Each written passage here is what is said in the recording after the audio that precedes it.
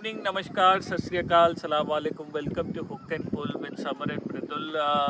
दोस्तों, जो उम्मीद थी वैसा हुआ नहीं और एक बहुत ही शॉकिंग न्यूज़ जो सुबह आई वो ये है कि जो टेस्ट मैच है पांचवा, जिससे बड़ी उम्मीदें थी कि इंडिया जीतेगा और 3-1 से सीरीज़ अपने नाम करेगा, वो कैंसिल कर दी गई। कल ये खबर आई थी कि जो फिजियो है इंडियन टीम के योगेश परमार, वो कोविड पॉजिटिव आए थे, तो उसके बाद से ही अटकलें लग रही थी कि शायद मैच अब ना हो पाए, क्योंकि जो सपोर्ट स्टाफ था वो पहले ही आइसोलेशन में था। रवि शास्त्री, उसके अलावा भरत अरुण और नितिन पटेल जो फिजियो है इंडियन टीम के, और उनके साथ योगेश परमार काम करते हैं, वो पहले से ही आइसोलेशन में थे चौथे टेस्ट मैच से ही। पर ये न्यूज़ आने के बाद ऑलमोस्ट लग रहा था कि टेस्ट मैच चलेगा नहीं, पर फाइनली जो है सुबह ये डिसीजन आया। तो समर, शॉकिंग है और काफ़ी उम्मीदों पे पानी फिर गया। आप कैसे देखते हैं इसको? शॉकिंग है, बट इंडिया के लिए फ़ायदा हुआ है नुकसान? अभी तो नुकसान ही लग रहा। अच्छा, क्योंकि मुझे लगता है कि शायद आईपीएल जो है वो कुछ दिनों के बाद शुरू होने वाला था मृदुल, और उसी चक्कर में मुझे लगता है कि टीम ने चांस नहीं लिया, क्योंकि उनको पता है कि अगर यहाँ से अगर कोई प्लेयर पॉजिटिव हो जाता है तो फिर वो प्लेयर्स को रुकना पड़ जाएगा सबको। और यहाँ पे फिर आपको पता है उनका क्वारंटीन का जो भी रूल है 10 दिन या 14 दिन का, वो फॉलो करना पड़ जाता है। तो मुझे लगता है इसीलिए शायद ये डिसीजन लिया गया है, क्योंकि आईपीएल जो है वो 19 तारीख से शुरू होने वाला है। बिल्कुल, टीम का कंसर्न यही था कि इंक्यूबेशन जो है वो 3-4 दिन का होता है। भले ही सारे नेगेटिव आए थे योगेश परमार के पॉजिटिव होने के बावजूद, लेकिन सबको ये लग रहा था, क्योंकि एक ही फिजियो था पिछले 4-5 दिन से और वो सब पे काम कर रहा था। रोहित शर्मा को दिक्कत थी थोड़ी, और पुजारा को दिक्कत थी, फिर शमी को, ईशान को, वो सबको ही हेल्प कर रहे थे, तो इस सब के टच में थे। तो इस समय टेंशन सबको ये है कि डेफिनेटली टीम में थोड़े और पॉजिटिव केसेस आएंगे, और अगर वो इंग्लैंड में आते हैं तो फिर उनको 10 दिन का आइसोलेशन था, और फिर ये उनका जो आईपीएल में खेलना जो है वो दिक्कत लग रही थी। तो ये थोड़ा डिफ़िकल्ट डिसीजन था टीम के लिए भी और बीसीसीआई के लिए भी, क्योंकि इंग्लैंड जो है वो चाहता है कि इंडिया फोरफीट कर दे ये टेस्ट मैच, जिसके लिए बीसीसीआई राज़ी नहीं है और आगे बढ़ाना चाहते हैं अगले साल। आपको लगता है कि ईसीबी मानेगा अगले साल करने में? पता नहीं, बीसीसीआई तो यही चाहता है, बट आसान नहीं होगा। मतलब इस पे ज़रूर डिस्कशन रहेगी और देखते हैं क्या रहता है, क्योंकि डिसीजन जो है वो हायर अथॉरिटी लेने वाली है, तो हमारे बस का नहीं सुना है कि गांगुली जो है वो 22 तारीख को इंग्लैंड जा रहे हैं इसी पे बात करने के लिए, क्योंकि ईसीबी ने पहले स्टेटमेंट जारी करके बोल दिया था आज सुबह कि India has forfeited the 5th test match, जिसको लेके काफ़ी बवाल हुआ, क्योंकि आप एक टेस्ट मैच छोड़ रहे हैं, जीती हुई सीरीज़ छोड़ रहे हैं, और फिर उस बवाल के बाद जो है इंग्लैंड ने वो स्टेटमेंट को वापस लिया और फिर कहा कि test match has been cancelled. BCCI की तरफ से ऑफ़र हुई है अगले साल एक टेस्ट मैच खेलने की, लेकिन इंग्लैंड चाहता है कि वो वन ऑफ टेस्ट मैच रहे, इस सीरीज़ का हिस्सा ना रहे, और इस सीरीज़ का डिसीजन यहीं पे लिया जाए बराबरी का, जिसमें कि इंडिया को बोलना पड़ेगा फोरफीट कर रहे हैं, क्योंकि वो इंश्योरेंस का पैसा चाहते हैं इस टेस्ट मैच से, और इंश्योरेंस का पैसा उनको तभी मिलेगा जब ये इंडिया फोरफीट करता है। बिल्कुल सही बात है। तो बात करते हैं एक और बड़ी न्यूज़ की, बहुत जो बड़ी कि न्यूज़ है। काफ़ी जिसने हलचल मचा दी जिस दिन ये खबर सामने आई थी, वो थी इंडियन टीम का वर्ल्ड T20 कप जो है उसमें सिलेक्शन का। और इसमें आई थिंक प्लेयरों से ज़्यादा जो सबसे बड़ी खबर थी समर, वो आपके फेवरेट MS धोनी बिल्कुल पेंटर बन के आ रहे हैं। बिल्कुल। सो जितने भी मुझे लगता है फ़ैन है या फॉलोअर है धोनी के, तो उनके अंदर एक अलग सा जो है क्रेज़ जाग गया है। उन्होंने ऐसा लग रहा है कि धोनी खुद ग्राउंड पे खेलने वाला है। बिल्कुल। तो बट ये बड़ी न्यूज़ है इंडियन टीम के पॉइंट ऑफ व्यू से, और शायद मुझे लगता है कि सिर्फ ये सीरीज़ नहीं, ऐसी बहुत सारी बड़ी सीरीज़ में शायद आप MS धोनी को देख सकते हैं, क्योंकि शायद इंडिया, मुझे नहीं अभी तक हमें नहीं पता है कि कंफर्म भी नहीं है कि ये क्या रहेगा, बट शायद रवि शास्त्री के आगे इंडिया शायद महेंद्र सिंह धोनी को एज अ कोच देखना चाहते हैं, और उनकी जो है कोऑर्डिनेशन या बॉन्डिंग कोहली के साथ हमेशा बहुत सही रही है, तो शायद ये भी एक बहुत बड़ा फैक्टर हो सकता है उनको आगे कंटिन्यू करने का। बिल्कुल, ये मेरे ख्याल से जिसने भी सोचा है बहुत ज़बरदस्त सोच है। इसके 2-4 फ़ायदे हैं। एक तो ये कि कोहली जो है टेस्ट मैच में ज़बरदस्त कप्तान है, लेकिन जो वनडे और जो शॉर्टर फॉर्मेट है उसमें वो टैक्टिकली कई बार लैग कर जाते हैं, जिस वजह से इंडिया जो है काफ़ी टाइम से कोई आईसीसी ट्रॉफी नहीं जीत पाया है। तो धोनी, क्योंकि उन्होंने सारे ही, चाहे वो टी20 वर्ल्ड कप हो, 50 ओवर वर्ल्ड कप हो या आपका चैंपियंस ट्रॉफी हो, सारे उन्होंने जीते हुए हैं। वो जानते हैं क्या टीम सिलेक्शन होनी चाहिए, और वो शायद धोनी का असर दिखा भी जो टीम सेलेक्ट हुई है उसमें, क्योंकि धोनी हमेशा पसंद करते हैं स्पिनर्स का साथ। तो 5 स्पिनर समर और एक नहीं, दो नहीं, तीन नहीं, 5। और सबसे अच्छी बात है रविचंद्रन अश्विन को मौका मिला है, जो 4 साल के बाद 2017 में अपना लास्ट उन्होंने वाइट बॉल क्रिकेट खेली थी। तो आज उनको मौका मिला है। उसका एक कारण ये भी हो सकता है कि शायद वॉशिंगटन सुंदर जो है हमारे जो ऑफ स्पिनर थे, जिनको इतने दिन लेके कोहली चल रहे थे, वो इंजर्ड हुए और अभी तक वो आईपीएल के लिए भी फिट नहीं हो पाए हैं। तो जब वो आईपीएल तक नहीं फिट हुए तो उनको चांसेस ये रहता है कि अब वो वर्ल्ड कप में भी शायद उनको टीम डिसाइड करनी थी, इसलिए वो अश्विन के साथ गए हैं। बट एक बड़ा ब्रेक थ्रू है। बिल्कुल।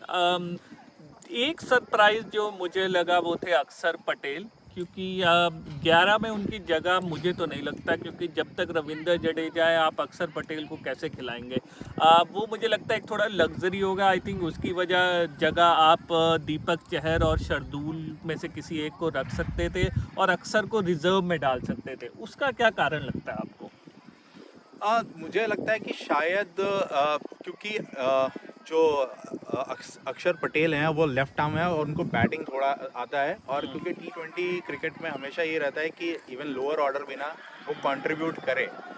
तो मुझे लगता है कि शायद चहल के ऊपर जो सिलेक्शन हुआ है ना कि अक्षर पटेल को इसलिए लिया गया है क्योंकि शायद अगर अक्षर को मौका मिलता है और रविंद्र जडेजा किसी मैच में नहीं खेलते हैं, उनकी जगह अगर कोई और स्पिनर खेलता है, जैसे वरुण चक्रवर्ती हो गए या अपने राहुल चहर हो गए, उस केस में एटलीस्ट इनको बैटिंग थोड़ी लंबी मिल जाएगी।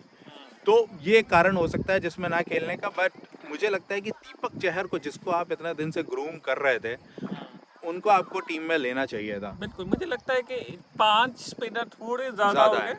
4 बहुत थे, पर 5 आपने थोड़ी लग्जरी ले लिया, पर क्या आप उसको फुल यूटिलाइज कर पाएंगे वो देखने वाली बात है। और अभी क्योंकि 10 अक्टूबर तक आप टीम चेंज कर सकते हैं, तो डिपेंड करेगा कि आईपीएल में कौन कैसा परफॉर्म कर रहा है। आई थिंक उसके बेसिस पे शायद एक आधा चेंज आपको देखने को मिल सकता है। लेकिन एमएस धोनी जो है, उनका आना बहुत बड़ी खबर इंडिया के लिए, और खासकर जब रवि शास्त्री का टेन्योर ख़त्म हो रहा है।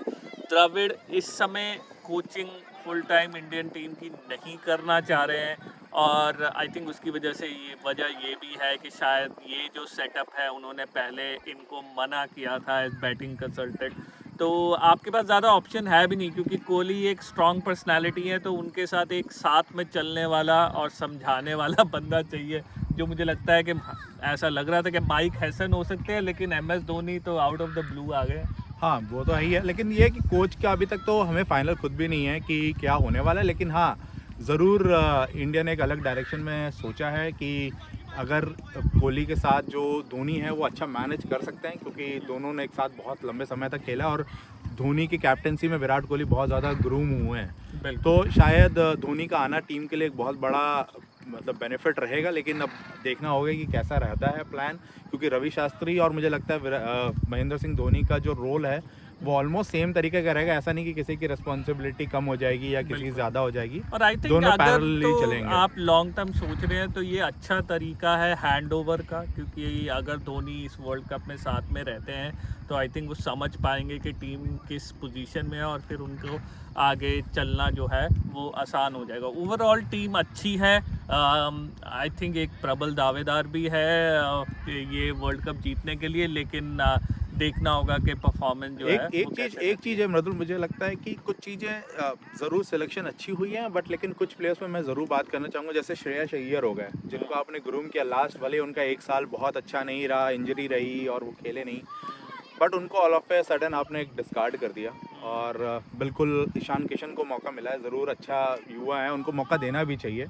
बट आपको लगता नहीं है कि कहीं ईशान किशन की जगह पहले आपको प्रायोरिटाइज जो है वो श्रेयस अय्यर को करना चाहिए था, क्योंकि वाइट बॉल क्रिकेट उन्होंने ईशान किशन से ज़्यादा खेला है। देखिए, क्योंकि 15 का स्क्वाड है, डेफिनेटली श्रेयस अय्यर टीम में होना तो चाहिए। अब आई थिंक ईशान किशन को लेने का एक ही रीज़न है, एक जो इंडियन टीम ने कोशिश करी थी पिछले लास्ट सीरीज़ में इंग्लैंड के खिलाफ, वो जो एक टेम्पलेट है कि आपने बस मारते हुए ही चलना है, जो इंग्लैंड का टेम्पलेट है कि रुकना नहीं है, तो उनको एक ऐसा बल्लेबाज चाहिए जो आते ही आपको छक्के और चौकों की बौछार जो है वो दे सके। और ईशान किशन ने वो कैलिबर दिखाया 2-3 मैचों में।